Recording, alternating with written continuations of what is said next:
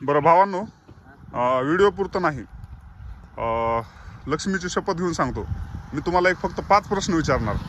कुणी बी उत्तर द्यायचे. फक्त 5ला 5 प्रश्नाचे सगळ्यात मिळून तुम्ही उत्तर द्यायचे. जर तुम्ही तेवढ्या प्रश्नाचे उत्तर दिले तर मी तुला 500 रुपये जागेवर देणार. पण 5 प्रश्नाचे उत्तर बरोबर द्यावं लागतील. चालतंय का? तर पहिला प्रश्न आहे, आपल्या बीड जिल्ह्याचं जुनं नाव काय आहे? हां, एक तर आला. आता मला वाटायला 500 लागतं का की बांबू. तर दुसरा प्रश्न आहे, आपल्या बीड जिल्ह्याला आणखी किती नावं आहेत जुने? एकच माहिती आहे. तीन माहिती. नाव सांगा.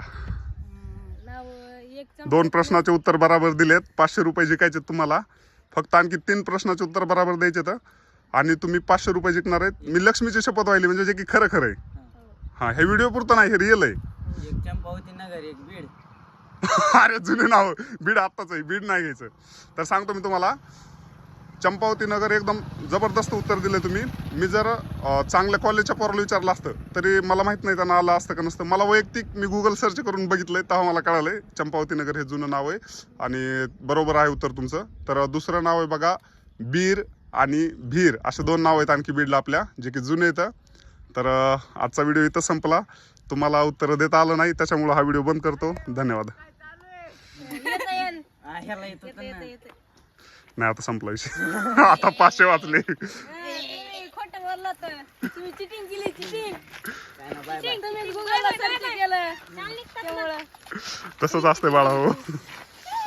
तर तुम्हाला कसं वाटतंय आता तुम्ही 500 रुपये हरलात सकाळी सकाळी? तुम्ही चिटिंग केली आम्हाला. तुम्ही चिटिंग केली. 500 रुपये. ओके, माफ करा. जा दुसऱ्या वेळेस अभ्यास करून या बीड बद्दल आणखी प्रश्न विचारतो, आणखी चान्स देतो. धन्यवाद.